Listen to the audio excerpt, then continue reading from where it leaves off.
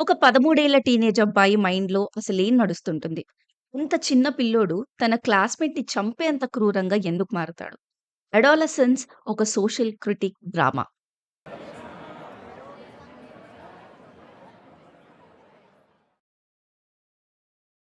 చాలా సినిమాలు hit and flop గేమ్‌లో ఆగిపోతే, కొన్ని సినిమాలకు మాత్రం సక్సెస్ డెఫినిషన్ రాయలేం. ఎందుకంటే అవి ఎంటర్‌టైన్‌మెంట్ బియాండ్‌కి వెళ్ళిపోయి, ఒక పవర్‌ఫుల్ అండ్ పర్పస్‌ఫుల్ స్టోరీ టెల్లింగ్‌కి ఎగ్జాంపుల్ అవుతాయి. 'అడాలసెన్స్' లాంటి సీరీస్‌లు సినిమాలు తీయడంలో మనం ఎంత సోషల్ రెస్పాన్సిబిలిటీ చూపించొచ్చు అన్నదానికి కూడా ఎగ్జాంపుల్. ఈ సీరీస్ గురించి డిస్కస్ చేసే ముందు ఇంట్రెస్టింగ్ ఫ్యాక్ట్ ఒకటి చెప్తా. ఈ 4 ఎపిసోడ్ లిమిటెడ్ సీరీస్ ఒక్కో ఎపిసోడ్ 1 అవర్ ఉంటుంది. ఈచ్ ఎపిసోడ్ సింగిల్ కంటిన్యూయస్ షాట్‌లో షూట్ చేశారు. అంటే ఎక్కడ ఎడిట్స్ ఉండవు. ఏ షాట్‌లో కూడా కట్ లేకుండా కెమెరా క్యారెక్టర్స్‌ని ఫాలో అవుతూ ఉంటుంది. సో, ఇదంతా మన కళ్ళ ముందు జరుగుతున్నట్టుగా ఉంటుంది. ఇందులో మెయిన్‌గా 13 ఏళ్ల అబ్బాయి క్యారెక్టర్ చేసిన ఓవెన్ కూపర్‌కి ఇదే ఫస్ట్ ఫిల్మ్ ప్రాజెక్ట్. కానీ చాలా అద్భుతంగా చేశాడు. అతని పెర్ఫార్మన్స్ కోసమైనా ఈ సీరీస్ చూడాల్సిందే. ఎపిసోడ్ 1కి వస్తే, ఈ ఎపిసోడ్‌లో పోలీసులు ఒక 13 ఏళ్ల అబ్బాయిని ఔట్ ఆఫ్ నోవేర్ అరెస్ట్ చేస్తారు. ఈ ఎపిసోడ్ అంతా అబ్బాయిని అరెస్ట్ చేయడం, అతన్ని పోలీస్ స్టేషన్‌కి తీసుకెళ్ళి ఫార్మాలిటీస్ ఫినిష్ చేయడం, ఇంటరాగేషన్ చేయడం చూపిస్తారు. ఇదంతా కంటిన్యూయస్ షార్ట్‌గా నడుస్తుంది. కాబట్టి you can see the flow of emotions. Suspect అయిన ఆ అబ్బాయిని అరెస్ట్ చేసిన దగ్గర నుంచి పోలీస్ స్టేషన్‌కి తీసుకువెళ్ళి ఫార్మాలిటీస్ ఫినిష్ చేసేంత వరకు ఆ పిల్లవాడు చాలా ఇన్నోసెంట్‌గా, చాలా కన్‌ఫ్యూజ్డ్‌గా భయపడుతూ నిజంగా ఒక టీనేజ్ పిల్లోడు ఎలా అయితే సెన్సిటివ్‌గా ఉంటాడో అలాగే కనిపిస్తాడు. ఇక్కడ ఒక అబ్జర్వేషన్. ప్రతిసారి నేను తప్పు చేయలేదంటాడు. కానీ ఆ అమ్మాయిని చంపలేదని మాత్రం అనడు. ఇదే రైటింగ్‌లో బ్యూటీ. అబ్బాయి ఎంతకీ ఒప్పుకోడు. నేను తప్పు చేయలేదని చెప్తూనే ఉంటాడు. ఫాదర్‌కి కూడా కొడుకు మీద చాలా నమ్మకం ఉంటుంది. మనం కూడా ఈ అబ్బాయి చేసుండడేమో అని అనుకుంటూ ఉంటాం.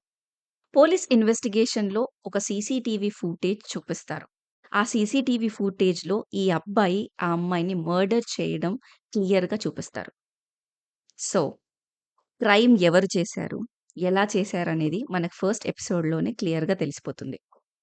నౌ క్రైమ్‌ని మన ముందు పెట్టారు. ఇది సొసైటీలో ఒక ప్రాబ్లమ్. స్టీఫెన్ గ్రహాం కూడా తన ఇంటర్‌వ్యూస్‌లో చెప్పాడు. ఇలాంటి ఇన్సిడెంట్ నేనొకటి చూసాను, విన్నాను కాబట్టి ఇలాంటి స్టోరీ మీద నాకు వర్క్ చేయాలనిపించింది అని. అసలు ఈ మర్డర్ ఎలా చేశారు అన్న దానికంటే, ఈ పిల్లవాడు ఎందుకు చేశాడు అన్న దాని మీదే మిగతా 3 ఎపిసోడ్‌లుంటాయి. అందుకే దీన్ని నేను కన్‌స్ట్రక్టివ్ సోషల్ క్రిటిక్ డ్రామా అన్నాను. Speciality of the second episode ఏంటంటే, ఇలాంటి క్రిమినల్ మైండ్‌సెట్స్‌కి సీడ్స్ ఎక్కడ పడుతున్నాయి. హత్య చేసిన కత్తి కోసం స్కూల్లో ఇన్వెస్టిగేషన్‌కి వెళ్తారు పోలీసులు. అంటే ఇలాంటి క్రిమినల్ మెంటాలిటీస్ డెవలప్ అవ్వడానికి రీజన్ స్కూల్లో ఉన్న టాక్సిక్ కల్చర్ అండ్ ఎన్వైర్న్‌మెంట్ అని రిప్రజెంట్ చేసినట్టుగా అనిపిస్తుంది. అండ్ ఆండ్రూ టేట్ లాంటి రియల్ ఎగ్జాంపుల్స్‌ని కూడా మెన్షన్ చేయడం చాలా హ్యాపీగా అనిపించింది. పోలీస్ ఇన్వెస్టిగేషన్‌లో 80, 20 రూల్ అని వింటారు. అంటే 80% అమ్మాయిలు టాప్, 20% అబ్బాయిల్ని మాత్రమే ఇష్టపడతారు. రెడ్ అండ్ బ్లూ పిల్ అని, ఇన్సెల్ కల్చర్ అని, ఇన్‌సెక్యూరిటీస్, సెక్స్ కల్చర్ ఇవన్నీ ఆ స్టూడెంట్ లైవ్స్‌లో, వాళ్ళ గ్రూప్ చాట్స్‌లో, వాళ్ళ కన్వర్జేషన్స్‌లో ఎంత ఇంపార్టెంట్ రోల్ ప్లే చేస్తాయో తెలుస్తుంది. కానీ ఈ టర్మినాలజీ అక్కడున్న టీచర్స్‌కి కానీ, అక్కడికి వచ్చిన పోలీస్‌కి కానీ అర్థం కాదు. పోలీస్ ఆఫీసర్ కొడుకు కూడా అదే స్కూల్‌లో చదువుతూ ఉంటాడు. ఆ అబ్బాయి తన తండ్రికి ఇవన్నీ అర్థమయ్యేలా ఎక్స్‌ప్లెయిన్ చేస్తాడు. మీకు ఈ ఎపిసోడ్ 3 అర్థం కాలేదంటే ఈ సీరీస్ మీకు అర్థం కానట్టే. ఈ సీరీస్ ఏం చెప్పాలనుకుంటుంది? ఎటువంటి ప్రాబ్లమ్స్‌ని ప్రొజెక్ట్ చేయడానికి, ఫోకస్ చేయడానికి ట్రై చేస్తుందో ఎపిసోడ్ 3లో క్లియర్‌గా తెలుస్తుంది. ఈ ఎపిసోడ్ అంతా ఒక సైకాలజిస్ట్, ఈ 13 ఏళ్ల అబ్బాయి మధ్యలో జరిగే కౌన్సెలింగ్ కాన్వర్జేషన్స్. ఈ డిస్కషన్‌లో పార్ట్‌గా అసలు ఈ అబ్బాయికి తను చేసిన దాని మీద అవగాహన ఉందా? తను చేసింది తప్పని రియలైజ్ అయ్యాడా? అని కనుక్కోవడానికే ఈ కన్వర్జేషన్ అంతా నడుస్తుంది. ఈ టీనేజ్ అబ్బాయిలో ఒక మాన్స్టర్, రేజ్ లేయర్డ్‌గా ఈ అబ్బాయిలో ఇమిడిపోయి ఉంటాయి. ఇన్‌సెక్యూరిటీస్, కోపం, ఫ్రస్ట్రేషన్, ఆడపిల్లల మీద ఈ అబ్బాయికున్న ఒపీనియన్స్ ఇవన్నీ క్వెషనింగ్ ద్వారా ఒకటి తర్వాత ఒకటి బయటపడుతూ ఉంటాయి. ఒక పాయింట్‌లో ఈ అబ్బాయి చాలా వైలెంట్ అయిపోతాడు. ఆ సైకాలజిస్ట్ తనకంటే చాలా పెద్ద ఆవిడ, ఒక ప్రొఫెషనల్ అని తెలిసి కూడా ఆ అమ్మాయిని భయపెట్టడానికి ట్రై చేస్తాడు. ఓవరాల్ కన్వర్జేషన్స్‌లో సైకాలజిస్ట్ దగ్గర నుంచి ఒక వాలిడేషన్ తీసుకోవడానికి ట్రై చేస్తాడు. About his looks, about his character.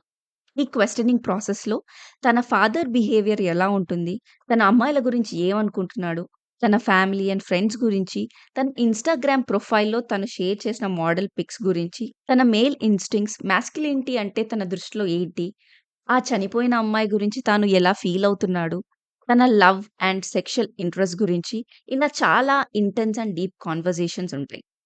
ఈ ప్రాసెస్‌లో ఆ 13 ఇయర్స్ చిన్న పిల్లోడిలో లేయర్డ్‌గా దాగి ఉన్న మేల్ రేజ్‌ని క్వెషన్ బై క్వెషన్ రివీల్ చేస్తూ ఉంటుంది సైకాలజిస్ట్. ఒకవేళ ఈ ఎపిసోడ్ గనుక మీకు బోర్ కొడితే you really don't know the intensity of this problem. ఈ సీరీస్ మొత్తంలో బెస్ట్ మెటాఫర్ ఏంటంటే hot chocolate and pickled sandwich. Hot chocolate స్వీట్‌నెస్‌కి, సాఫ్ట్‌నెస్‌కి చిన్న పిల్లలకి ఇష్టమైంది. ఇన్నోసెన్స్‌ని రిప్రజెంట్ చేస్తుంది. And pickled sandwich adult tough and hardness, adult human behaviour, మైండ్‌సెట్‌కి రిప్రజెంటేషన్. సో, ఎపిసోడ్ 3లో సైకాలజిస్ట్ అండ్ ఈ అబ్బాయి కన్వర్జేషన్స్ మధ్యలో ఎప్పుడైతే అబ్బాయి రేజ్ మోడ్‌లోకి వెళ్ళిపోతాడో, ఆ హాట్ చాక్లేట్‌ని విసిరేస్తాడు. That means his innocence and sweetness of a kid is gone now. ఎప్పుడైతే ఆ అబ్బాయి మ్యానిప్యులేటివ్‌గా, డామినెంట్‌గా మాట్లాడడం స్టార్ట్ జేస్తాడో, ఆ శాండ్‌విచ్‌ని టేస్ట్ చేస్తాడు. Completely revealing his toughness, rage and ego. ఈ ఎపిసోడ్ ఎండింగ్‌లో సైకాలజిస్ట్ శాండ్‌విచ్‌ని ముట్టుకోవడానికి కూడా ఇష్టపడదు. Because it's compared to the hidden rage, anger and manipulative personality of the child. మెయిన్‌గా మనలాంటి ఇండియన్ సొసైటీస్‌లో పేరెంట్స్‌కి ఒక చైల్డ్ లైఫ్‌లో చాలా ఇంపార్టెంట్ రోల్ ఉందని కన్సిడర్ చేస్తాం. ఈ అబ్బాయి విషయంలో పేరెంట్స్ ఫెయిల్ అయ్యారా?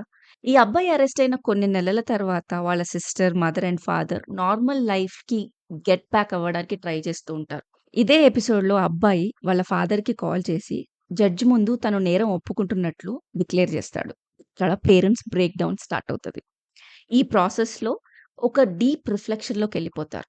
అబ్బాయి ఇంట్లోనే ఉన్నాడు కదా! అదే రూమ్‌లో ఉండేవాడు కదా! చాలా సేఫ్‌గా ఉన్నాడనుకుంటారు. కానీ సేఫ్‌గా లేడు. వాళ్ళ అబ్బాయిని వాళ్ళు కాపాడుకోలేకపోయారని ఒక సెల్ఫ్ బ్లేమ్‌లోకెళ్ళిపోతారు. పేరెంట్స్ ఇద్దరు అబ్బాయి చేసిన పని మోరల్‌గా కానీ, ఎథికల్‌గా గానీ, ఎమోషనల్‌గా కానీ సపోర్ట్ చేయరు. అసలు అబ్బాయి ఇలా ఎలా తయారయ్యాడు అనేదే వాళ్ళ రిఫ్లెక్షన్ పాయింట్. ఈ అబ్బాయి చేసిన నేరానికి ఆ ఫ్యామిలీ ఎంత సఫర్ అవుతుంది అనేది కూడా ఈ ఎపిసోడ్‌లో చూపిస్తారు. ఎక్కడా బ్లేమ్ గేమ్ ఉండదు. జస్ట్ ఈ కాన్వర్జేషన్స్ అన్నీ మనకు ప్రశ్నలే. మన పిల్లల్ని మనం సరిగ్గా అబ్జర్వ్ చేస్తున్నామా? వాళ్ళ మైండ్‌లో ఏం నడుస్తుందో మనకర్థమవుతుందా? అడాలసెంట్ సీరీస్ ఎందుకు చూడాలి? యంగ్ పీపుల్ అరౌండ్ యూ మెయిన్‌గా మగ పిల్లల్ని అర్థం చేసుకోవడంలో మీకొక డిఫరెంట్ పర్స్పెక్టివ్ వస్తుంది. పిల్లలుంటే ఈ సీరీస్‌ని మీరు పిల్లల్ని కూర్చోబెట్టి కూడా చూడొచ్చు. And definitely you can have a wonderful conversation with them after watching it. చాలా సినిమాలు ఎంటర్‌టైన్‌మెంట్ కోసం ఉంటాయి. కానీ కొన్ని కొన్ని సినిమాలు మాత్రం బిగ్గర్ పర్పస్‌తో ఉంటాయి. If you want to live in a healthy society and know what's happening with the teens in the world, go watch this out.